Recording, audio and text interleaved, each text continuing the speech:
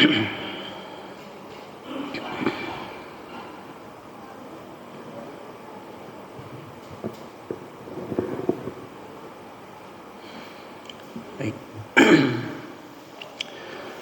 Bismillahirrahmanirrahim. Assalamualaikum warahmatullahi wabarakatuh. Bismillah, alhamdulillah. Alhamdulillahilladzi an'ama 'alaina bi ni'matil iman wal islam. Asyhadu an la ilaha illallah wahdahu la syarika lah. Iyyahu na'budu wa iyyahu nasta'in. Wa asyhadu anna Muhammadan 'abduhu wa rasuluh al-mab'uts rahmatan lil 'alamin. Allahumma fasalli wa sallim wa karrim 'ala hadzal nabiyyil karim nabiyyina wa maulana Muhammadin sallallahu alaihi wasallam wa 'ala alihi wa ashabihi ajma'in wa man tabi'ahum bi ihsan yaumiddin. Amma ba'd. Fayal hadirun usikum wa iyaya bi taqwallah wa ta'atihi la'allakum tuflihun. Allahumma la sahla illa ma ja'altahu sahla wa anta taj'al hazna idza syi'ta sahla. Amma ba'd. Hadirin Bapak Ibu jamaah rahimakumullah. Kalau misalkan ditanya ada enggak di antara kita yang tidak memiliki dosa gitu? Dalam? Kalau bilang enggak berarti enggak ngaku gitu kan? Kalau bilang enggak berarti enggak ngaku. Artinya besar ataupun kecil, sesungguhnya kita sebagai manusia biasa itu punya namanya dosa. Betul betul. Hadirin, masalahnya adalah ternyata dosa itu memiliki dampak. Dosa itu memiliki dampak dalam kehidupan kita. Apa dampak dosa? Yang pertama, paling tidak dosa itu akan mengundang datangnya kesulitan hidup. Orang yang berdosa, dosanya belum diampuni oleh Allah, itu akan tampak dengan datangnya kesulitan hidup dalam kehidupannya. Kenapa?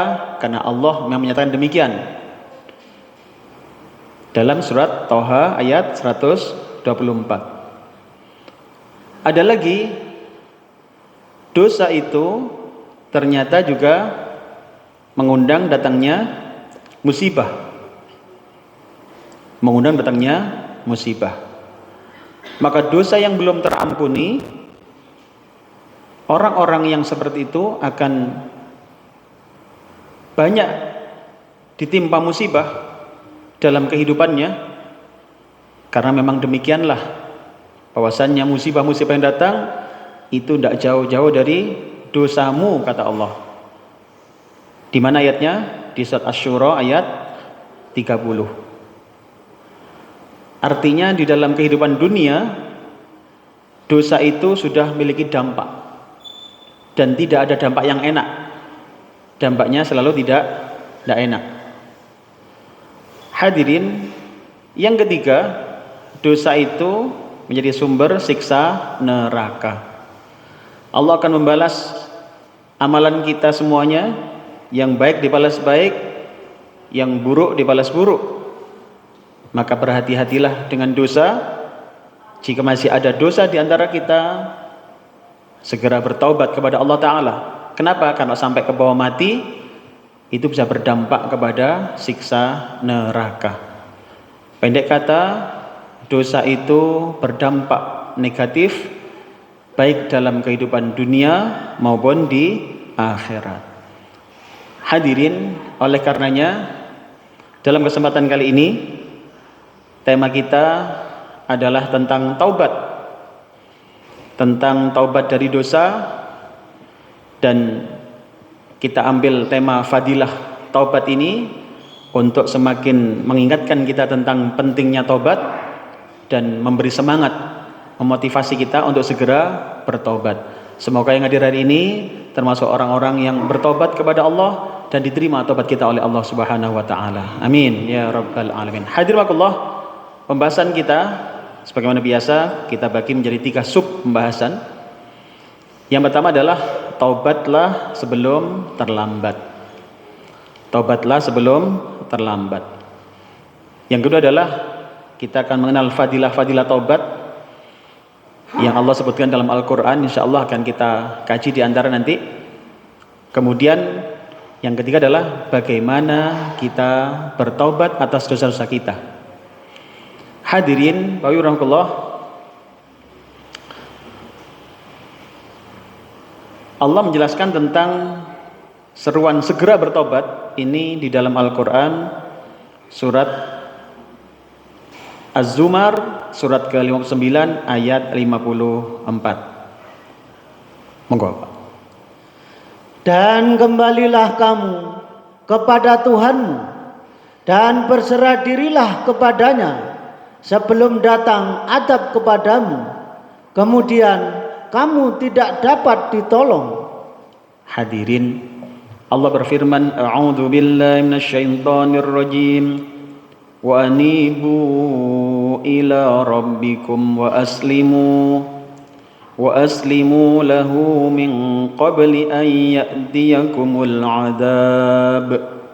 Min qabli an ya'tiyakumul 'adzabu thumma la tunsarun. Allah. Hadirin, Allah mengingatkan kepada kita bahwasanya ada masa di mana taubat tidak lagi diterima. Ada masa di mana taubat tidak lagi diterima oleh Allah Ta'ala.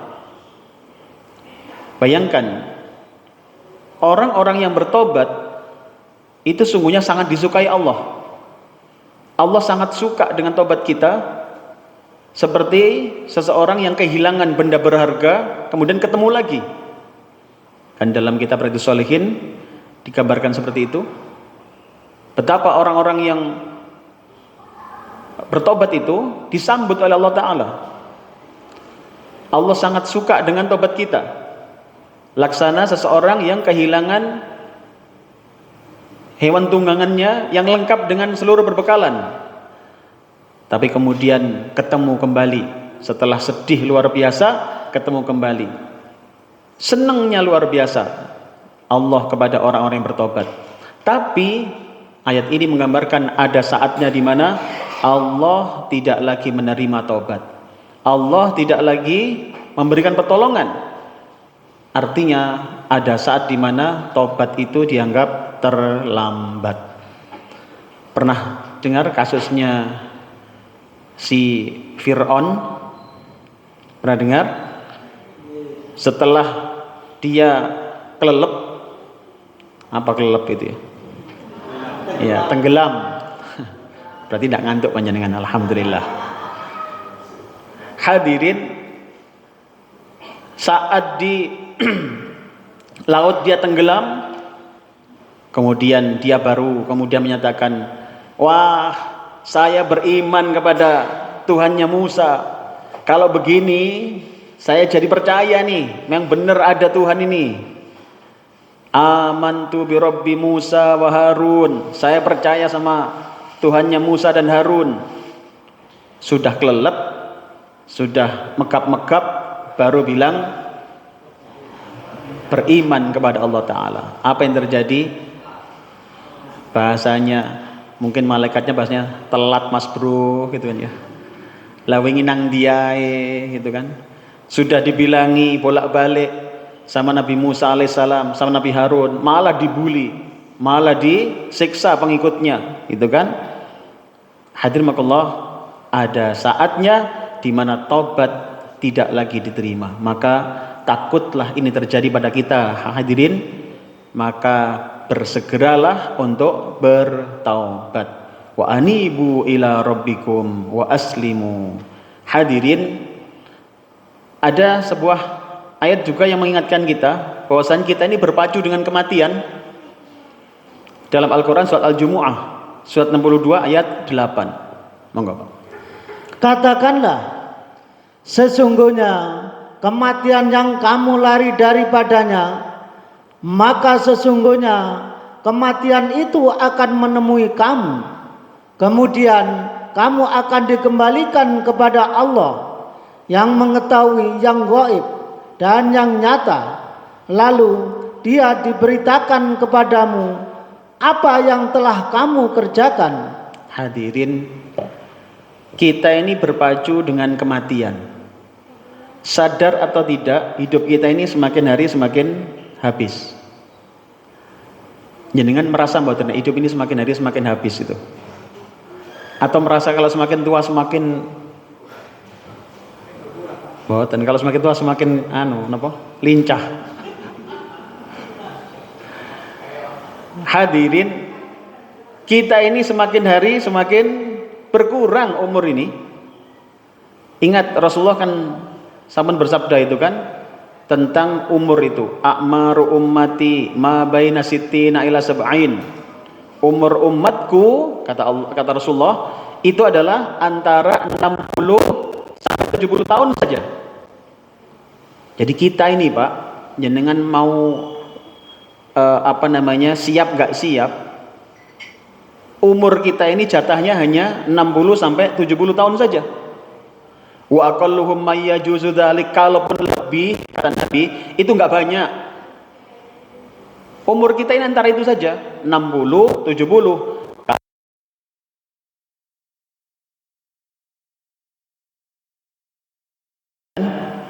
Mungkin bapak ibu kita, mungkin ada yang sudah meninggal, mertua-mertua kita, kakek nenek kita, usianya antara itu saja. Kalau enggak 60, 70 saja. Maka benar kata Nabi, ternyata jatah umur kita antara 60 sampai 70 tahun saja. Kalaupun lebih gak banyak. Gak ada orang kemudian mati usia 1000 tahun, gak ada. Umur 150 aja sengemong wis pelehan.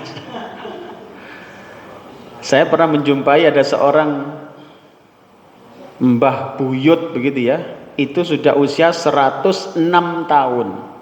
106 tahun. Itu cucu beliau, itu usianya 64 tahun, cucunya. 64 tahun. Jadi waktu itu beliau bertamu ke klinik itu, ternyata cucunya. Terus yang sakit sinten ini? Nenek saya Ustaz. Usia berapa? 106 tahun. La haula wala quwata illa billah. Usianya segitu. Itu baru cucunya. Putranya ternyata baru ketemu ketika dilakukan terapi di rumahnya itu, ternyata pas turun dari kendaraan ada kenalan, sepuh gitu orangnya, duduk sudah. Ustaz, saya putranya Mbah. Usia pinten sama niko? Saya pensiunan, saya sudah usia 85 tahun. La haula wala quwata illa billah. 85 tahun putranya. Bayangkan kalau kemudian orang sampai usia 150 tahun, kira-kira putune sak piro? Sing ngemong iki lho. Maka benar memang akhir zaman ternyata antara 60 sampai 70 tahun. Hadirin, yang perlu kita sadari adalah ternyata kematian pasti akan datang. Kematian pasti akan datang. Jenengan siap gak siap pasti akan datang itu kematian. Lihat ayatnya ini. Dalam tafsirnya itu demikian Bapak sekalian. Yang pertama adalah dalam tafsir Al-Muyassar. Yang dimaksud kematian pasti mendatangkan kalian. Qul innal mautal ladzi tafirruna minhu fa innahu mulaqikum tsumma turadduna ila alimil ghaibi wasyahadah fayunabbiukum bima kuntum ta'malun. Tadi ayatnya kan? Yang dimaksud mulaqikum, menjumpai kalian. Kematian yang menjumpai kalian. Itu maksudnya apa? Dalam tafsir Al-Muyassar, yang dimaksud menjumpai kalian bahwasanya tidak ada tempat berlari darinya. Mau sembunyi dimanapun, kalau sudah datang kematian tidak akan bisa. Sembunyi di bawah bunker paling kuat sekalipun, waktunya mati malaikatnya tetap datang juga. Hadirin, dalam tafsir yang lain, tafsir Al-Mukhtasar, yang dimaksud kematian mendatangi kalian itu adalah pasti akan mendatangi kalian, tidak ada keraguan, baik cepat maupun lambat. Kalau tadi dimensi tempat, ini dimensi waktu, Pak. Tidak bisa jenengan mengulur-ulur waktu, tidak bisa. Ketika waktunya mati, ya mati saja. Bayangkan coba, kita berpacu dengan kematian. Ada lagi dalam tafsir yang lain, dalam tafsir Zubdatut Tafsir, kematian itu akan mendatangi kalian dari arah yang kalian jauhi dan kalian akan menghadapinya. Bayangkan, kadang kita menjauhi kematian, justru mendatangi kematian. Masih ingat kan kasusnya siapa dulu? Santrinya Nabi Sulaiman. Masih ingat ya? Pingin dibawa ke negeri India, menjauhi malaikat maut, malah apa? Ketemu di sana sama malaikatnya gitu kan. Hadirin, maka urusan kematian ini kita terus semakin hari semakin habis. Semakin hari waktu semakin habis. Jatah umur kita semakin hari semakin habis. Bayangkan kalau panjenengan sudah dapat jatah misalkan milih pundi tadi 60 70 milih pundi. Milih pundi panjenengan. 70 cek kedidikin Ustaz, yes, ya pas polo dewi 80 wes 80 polo dewi. Jarang-jarang polo dewi. Misalkan 80, sekarang sudah berapa? Sudah 45. Berarti tinggal berapa? Tinggal 35. Itu kalau dapat jatah 80. Kalau jatahnya 70, tinggal 25. Kalau jatahnya 60, 15. Kalau 50, kalau 45 lebih sebulan, alah. Maka disinilah pentingnya kita mengetahui, jangan menunda tobat. Tadi alasan pertama, bisa jadi Allah tidak menerima lagi tobat kita, karena orang mempermainkan tobat itu terancam dia tobatnya nggak akan diterima lagi. Nah, yang kedua adalah umur ini semakin hari semakin habis. Maka jangan tunda tobat. Kenapa? Karena umur ini bukan masalah sudah berapa, tapi tinggal berapa. Jenengan kantun pinten, Bu? Sik kathah napa kantun kedik? Masih banyak atau sudah tinggal sedikit? Masih banyak nggih? Wah, masih banyak, semangat ya. Masih banyak Ustaz. Utang gurung kesawuran kok. Ya Allah, semoga kita semua diberikan panjang umur nggih. Semoga kehidupan kita diberikan kehidupan yang penuh dengan keberkahan dan meninggal husnul khotimah. Amin ya rabbal alamin. Hadirin, maka disinilah jangan tunda taubat. Bisa jadi kesempatanmu hanya tinggal kali ini. Hadirin, jangan mudah mengatakan sesuk ae tobaté, sesuk ae. Belum karuan, besok hari masih ada. Mungkin harinya masih ada, kita sudah tiada. Mungkin harinya masih ada, mungkin kita juga masih ada, tapi sudah beda moodnya, sudah beda lagi urusannya.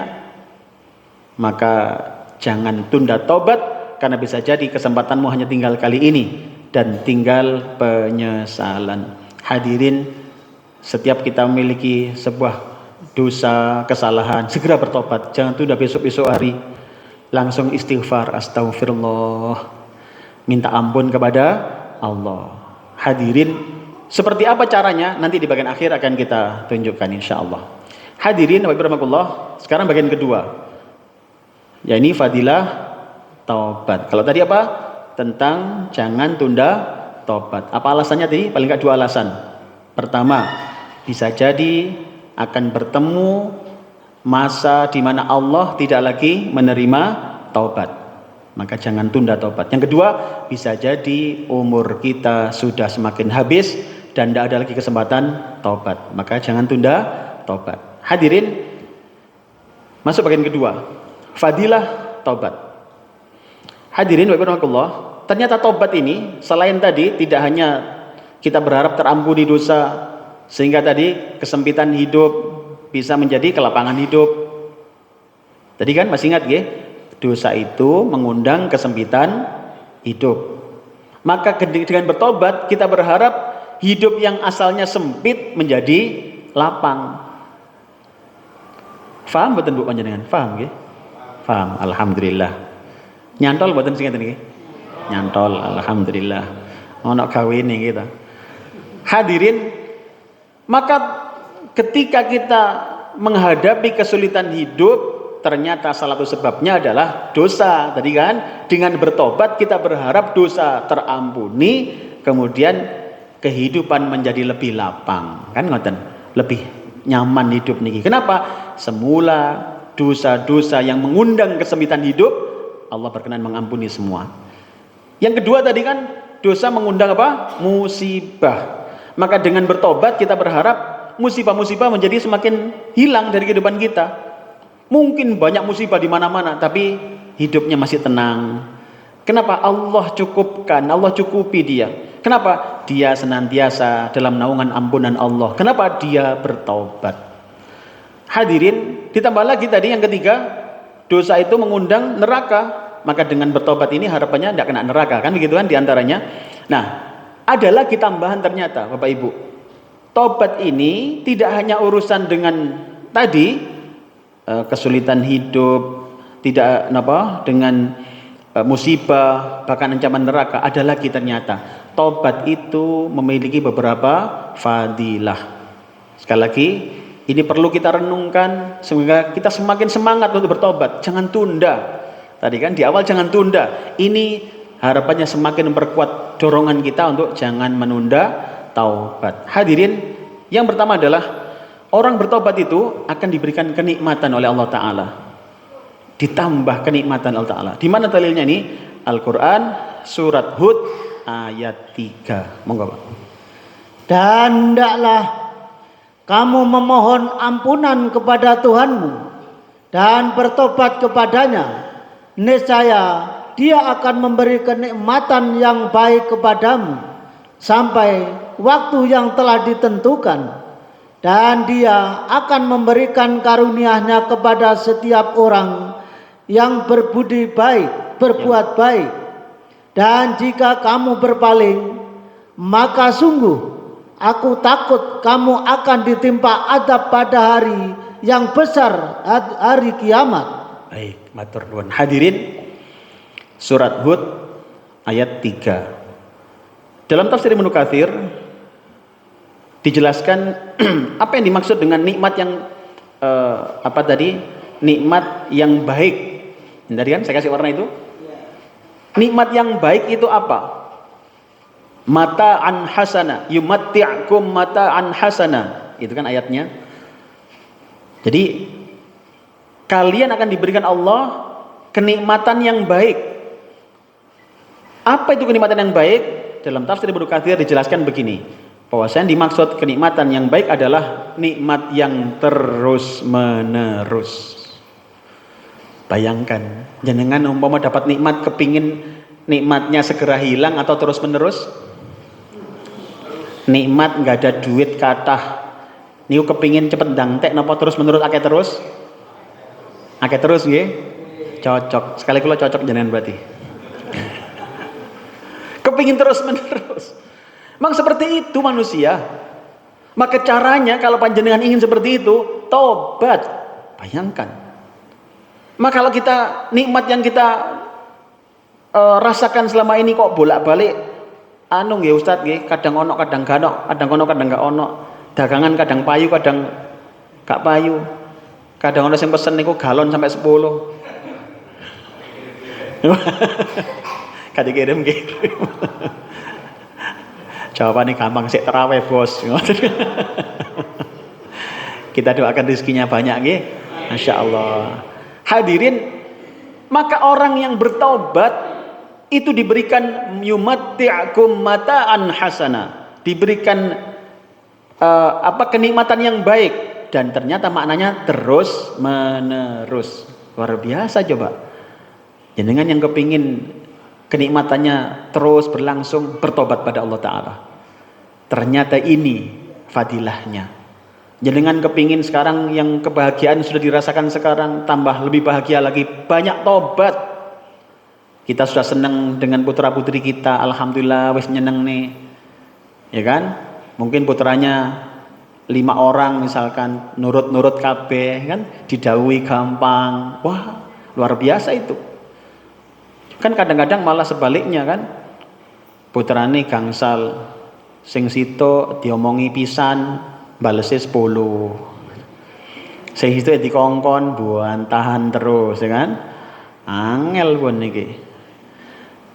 Maka bertobat kepada Allah. Karena ternyata ketika orang bertobat ditambahkan nikmat yumatti'kum mata'an hasana, dan yang dimaksud adalah terus menerus. Hadirin, ditambah lagi tadi ayatnya adalah setelah diberikan nikmat yang terus menerus itu ditambah lagi Allah memberikan janji di akhirat tadi.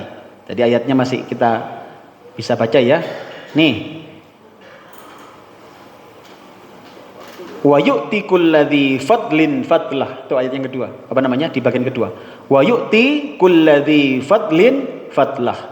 Nih, dan dia akan memberikan karunia-Nya kepada setiap orang yang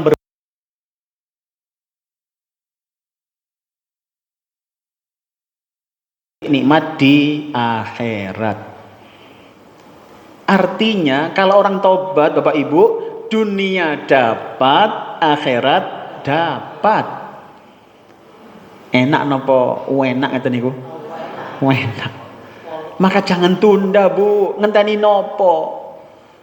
Kula jane pengin tobat lho Ustaz, tapi ngentosi mangke mawon nek mantun panenan. Panenan nopo sampean iki? Wis mboten usah ngenteni panenan. Sudah banyak istighfar, tobat kepada Allah. Tobat niku nopo sih? Tobat itu kembali taat kepada Allah. Barangkali kemarin-kemarin kurang taat, nek ditimbali urusan sholat gak nang budal, hayya 'alas sholah, jawabane engko-engko ae, hayya 'alal falah, sik repot. Maka orang tobat sudah ndak begitu lagi, sudah langsung ngestokne dawuh. Saya sering ngaturaken ngestokne dawuh.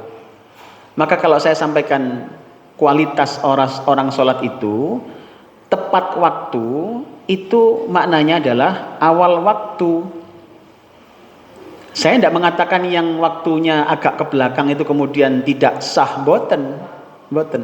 Cuman namanya ngestokne dawuh itu adalah awal waktu. Saya beri contoh begini, jenengan dapat undangan rapat saking Pak Lurah misalkan, undangan rapat penting, rapat dilaksanakan jam 8 sampai jam 10 pagi.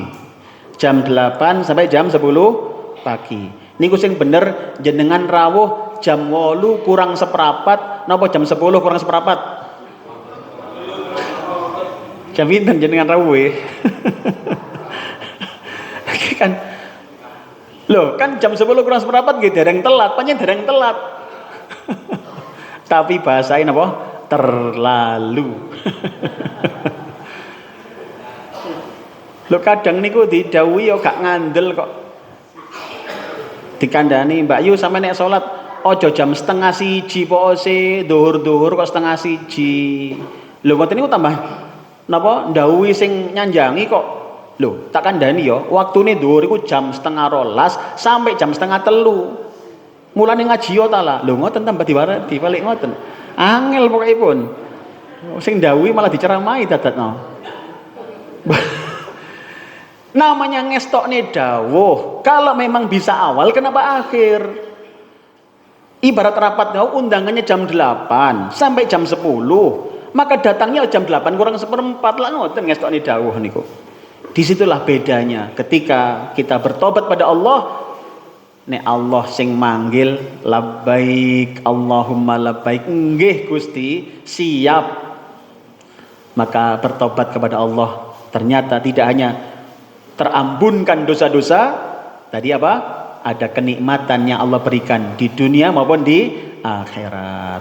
Hadirin Allah, yang kedua, ditambahkan kekuatanmu. Hadirin, orang yang bertobat itu akan bertambah kekuatannya. Akan bertambah kekuatannya. Di mana dalilnya? Nih, Allah jelaskan dalam Al-Qur'an surat Hud ayat 52. Monggo. Wahai kaumku, mohonlah ampunan kepada Tuhanmu, lalu bertobatlah kepadanya. Niscaya Dia menurunkan hujan yang sangat deras. Dia akan menambahkan kekuatan di atas kekuatanmu, dan janganlah kamu berpaling menjadi orang yang berdosa. Baik. Hadirin, Allah jauh di sini, A'udzu billahi minasyaitonir rajim. Wa ya qaumi istaghfiru rabbakum thumma tubu ilaihi.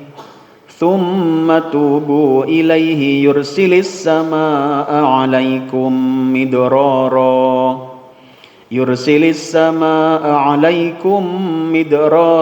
ويزدكم قوة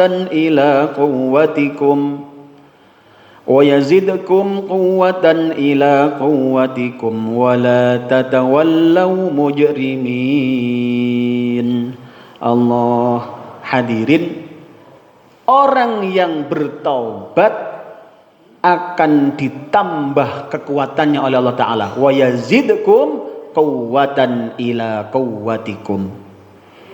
Hadirin, bayangkan, dalam tafsir Al-Muyassar, yang dimaksud ini apa? Kekuatan model apa? Kita lihat tafsirnya, hadirin. Ternyata benar-benar kekuatan yang dimaksud. Bahwasannya kekuatan fisik, kekuatan ruhani, kekuatan badaniah juga itu akan bertambah jika orang mau bertaubat. Nih, saya kasih warna biru itu. Meningkatkan kekuatan kalian atas kekuatan sebelumnya. Maka hadirin, kalau jenengan merasa banyak masalah, sesungguhnya masalah itu nggak beda kok antara kita dengan orang-orang yang lain, tuh nggak beda. Yang beda itu adalah bukan bebannya tapi lengan yang mengangkatnya. Saya contohkan nggih, misalkan jenengan wonten air mineral ukuran sedang pinten mili niku, 600 mili misalkan. Ya. Itu kalau jenengan yang megang, wah ini diuncal-uncal netok gitu kalau jenengan yang megang. Kenapa? Karena lengan jenengan kuat. Tapi bayang nih, sama-sama beban seperti itu, yang mungkin beratnya hanya setengah kilo misalkan, nggak sampai. Itu kalau ditaruh di atas lengan anak atau cucu kita yang baru usia sebulan, kira-kira ya apa kira-kira? Kau batangane meneng. Bukan beda bebannya, tapi beda lengan yang mengangkatnya. Hadirin, bukankah para rasul juga pernah merasakan sakit sebagaimana kita alami? Bukankah orang-orang soleh juga sama? Mereka pernah kehilangan orang yang dicintai, mereka pernah dibully, mereka pernah dikhianati, sama. Tapi kok beda? Mereka cepat move on-nya. Apa move on nih? Mereka cepat bisa berubah kembali, memperbaiki diri. Tapi kadang kita kok lama, gak mari-mari. Bu, ngeten iki nyantol lah. Maka berusahalah. Kenapa? Karena dengan kita memohon kekuatan dengan taubat tadi, kekuatan akan ditambah di situ. Beban mungkin tidak berubah, tapi kita semakin kuat sehingga bisa bangkit lebih cepat. Hadirin makullah, pernah dengar bahwasannya Nabi Ibrahim alaihissalam itu diangkat derajatnya setelah beliau lulus ujian. Pernah dengar nggak ayatnya? Di mana ayatnya? Dan kok meneng kabeh Marian? Ayo, yang bisa jawab dengan benar dapat hadiah. Hadiah apa? Boleh. Boleh dapat takjil. Tapi nanti takjilnya. Hadirin, di Al-Qur'an Al-Baqarah ayat 124. Wa idzi batala Ibrahim rabbuhu bikalimatin fa'atammahun. Qala inni ja'iluka lin-nasi imama. Qala wa min dzurriyyati. Qala la yanalu 'ahdiz zalimin. Allah, ayat 124 Al-Baqarah. Wonten, Pak. Monggo, Pak. Dan ingatlah ketika Ibrahim diuji Tuhannya dengan beberapa kalimat perintah dan larangan, lalu Ibrahim menunaikannya. Allah berfirman, sesungguhnya aku akan menjadikanmu imam bagi seluruh manusia. Ibrahim berkata, Dan saya mohon juga dari keturunanku. Allah berfirman, janjiku ini tidak mengenai orang-orang yang zalim. Baik, hadirin, di tafsirnya sangat jelas bahwasannya Nabi Ibrahim alaihissalam diangkat derajat ini setelah beliau lulus ujian. Bayangkan berapa ujian yang dialami oleh Nabi Ibrahim alaihissalam. Dalam tafsir Ibnu Katsir mengutip dawuh dari Ibnu Abbas radhiyallahu an, yang dimaksud ujian di sini adalah perintah-perintah Allah yang ditunaikan oleh Nabi Ibrahim, dan jumlahnya ada 30. Berapa ujian, Bu? 30. Nabi Ibrahim diuji 30 ujian, lulus sedoyo. Mulane Nabi Ibrahim derajate tinggi, putra putri nggih derajate tinggi. Jenengan diuji pinten? Setunggal kamari-mari pisan diuji moro tuwa cerewet. Gak lulus bolak-balik ngadep status kan. Moro tuwa apa? Gak lulus, maka ndak kaget putranya biasa-biasa, nggak ada yang luar biasa. Kenapa? Karena ndak lulus ujian. Nah, hadirin, maka kalau ingin dapat lulus ujian, nih ada resepnya biar jenengan semakin kuat.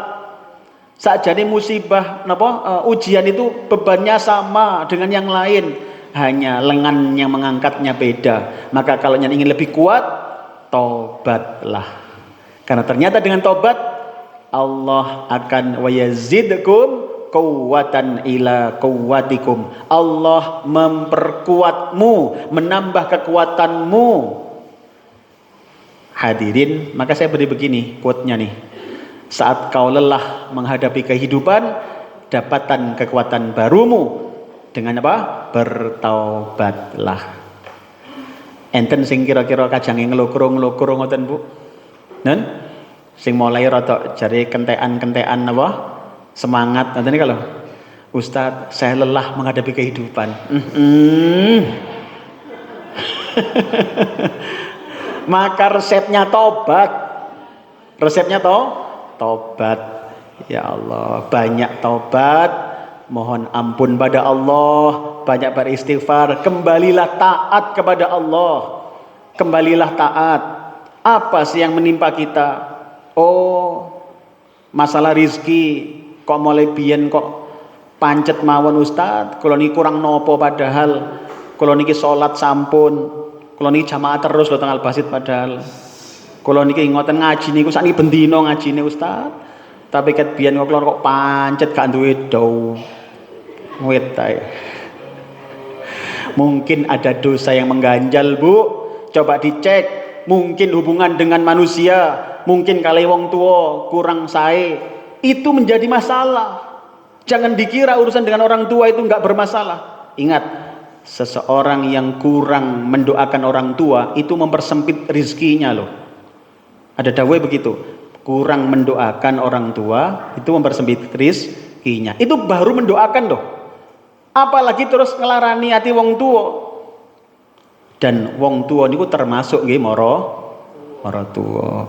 Jangan beda-bedakan. Saat yang datang itu wong tua, wah disiapi, ya kan? Sing datang mara tua, lho wong tuamu teko. Jangan, tetap beliau adalah orang tua kita. Hadirin, disinilah orang beriman. Kita memuliakan orang tua. Hadirin makullah, maka bertaubatlah. Ada lagi yang ketiga. Orang yang bertobat akan diberikan keberuntungan oleh Allah Ta'ala. Ini dalilnya. Allah dawuh dalam Al-Quran surat An-Nur ayat 31. Allah berfirman, A'udzu billahi minasyaitonir rajim. Wa tubu ilallahi jami'an ayyuhal mu'minun. Wa tubu ilallahi jami'an ayyuhal mu'minuna la'allakum tuflihun. Allah, monggo. Dan bertobatlah kamu semua kepada Allah, wahai orang-orang yang beriman, agar kamu beruntung. Hadirin, jelas gamblang ayate. Nek panjang kepingin untung uripe, beruntung dunia, beruntung akhirat, maka tidak ada cara lain, Bu. Ayo, dalam ayat ini dijelaskan, bertaubatlah. Kembalilah taat kepada Allah. Sing biyen rada angel taat Gusti Allah. Masalah hukum rada ngenyang-ngenyang titik pun talah taat mawon.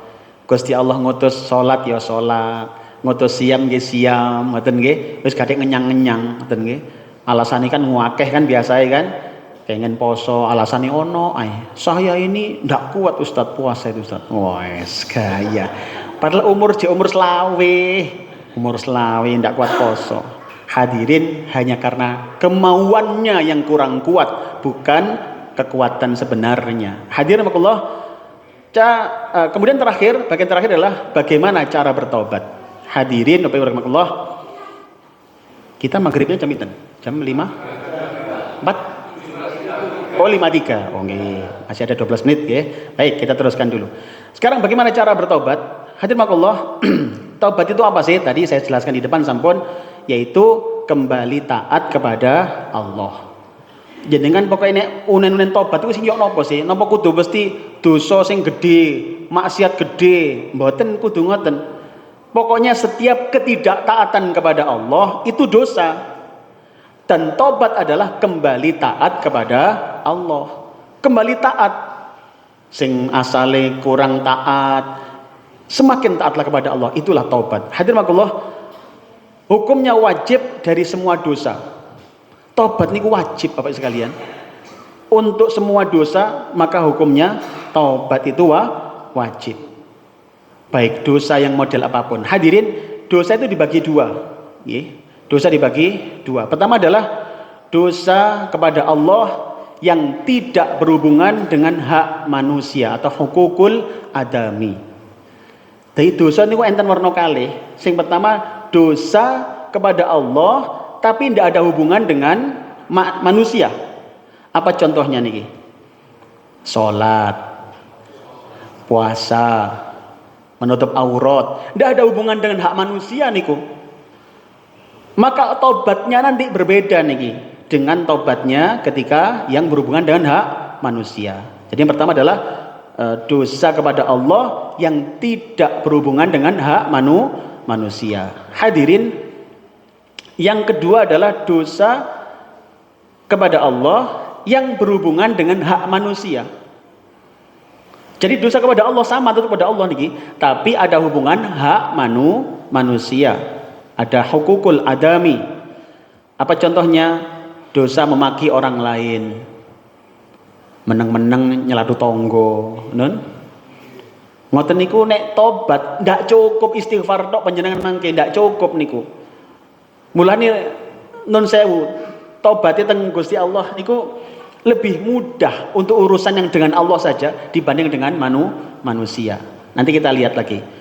Ada lagi dosa ndak bayar utang. Loh. Wes jelas utang ada apen-apen lali. Utang kodong dadak napa? Apen-apen lali. Oh sepurane Mbak Yu sing ndi saya utangi sing 10 tahun yang lalu 10 tahun ngoten kan lali.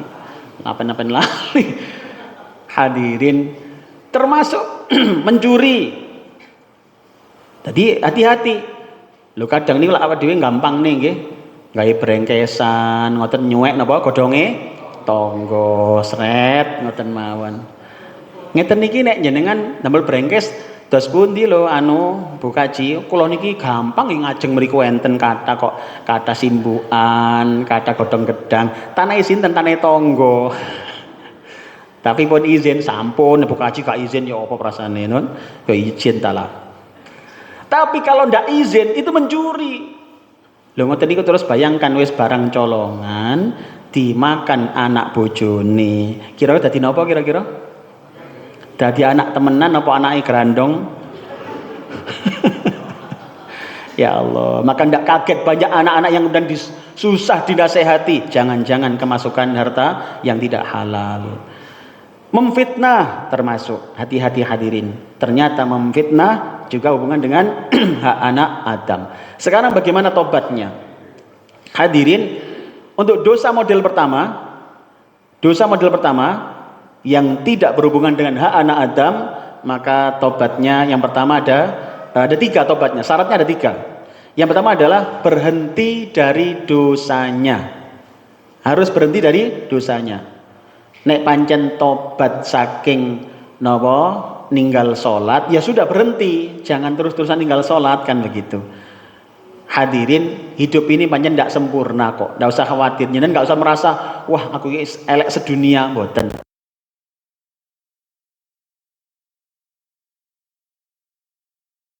Lakukan dosa-dosa, ya itulah manusia. Tapi yang penting segera bertobat. Allah sampai dawuh kan, jangan putus asa. La taqnatu mir rahmatillah. Jangan merasa putus asa. Sudahlah, dosa sebesar apa sih? Sebesar langit dan bumi sekalipun, kalau kita benar-benar tobat akan dihapus oleh Allah Ta'ala. Semoga Allah maafkan dosa kita semuanya, nggih. Dosa yang zahir, yang batin, yang sampai hari ini kita lakukan, yang sudah lupa atau masih kita ingat, semoga diampunkan oleh Allah Subhanahu wa taala. Amin ya rabbal alamin. Hadirin, berhenti dari dosanya. Itu syarat pertama. Yang kedua adalah menyesal pernah melakukan dosa tersebut. Nadamah, penyesalan. Bahkan dalam hadisnya at-taubah an-nadamah. Tobat itu penyesalan. Penyesalan yang apa ini? Penyesalan pernah melanggar aturan Allah. Penyesalan karena pernah tidak melaksanakan perintah atau melanggar yang dilarang. Itu menyesal. Ini bukan penyesalan model maling ketangkep. Maling ketangkep. Takoni koncone, "Ya apa, Bro? Aku manglapo liwat ngarep." Terus ya apa? Mending benek nyolong maneh jolet ngarep ta, mburi ae. Ini gak menyesal. Dia enting-enting. Yang dimaksud nadamah itu menyesal. Lah ya lapo yo ben kok ngrasani. Wong wis ngerti nang Al-Hujurat iku gak oleh ngrasani. Wong nang Al-Hujurat lho, wong sing ngrasani iku koyo mangan napa? Bangkai. Kok cek ngrasani yo ben iku ya apa cek awak dhewe. Lah sampean ya apa lho? Embo ben yo aku arek gara-gara arek ngono iku. Nyalano arek-arek. Hadirin, maka bertobat, putus dari dosanya, menyesal. Dan ini memang sudah komunikasi dengan Allah. Ya Allah, saya menyesal ya Allah, enggak akan terulang lagi ya Allah. Kemudian terakhir adalah janji, komitmen tidak akan mengulangi dosa tersebut selama-lamanya. Hadirin, terkait komitmen ini ada dawuh dari para ulama-ulama itu adalah bahwasannya yang dimaksud berkomitmen ini harus ditunjukkan dengan berubah temannya, berubah lingkungannya. Jenengan nek tobat niku bisa jadi harus berubah temannya loh, Bu. Harus berubah temannya. Kenapa? Ada dosa itu yang gara-gara temannya. Ayo, enten mboten dosa sing gara-gara kanca ngoten, napa contone? Nah, ngrasani niku wau. Nggih. Ngrasani enten wong ngrasani gak kancane ngoten niku.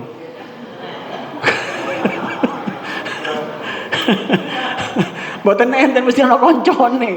Makanya kepingin waras, kepingin tobat ya harus ganti konco. Mulane bolak-balik konco, bolak-balik ngerasa-ngerasani wis perlu ditulisi.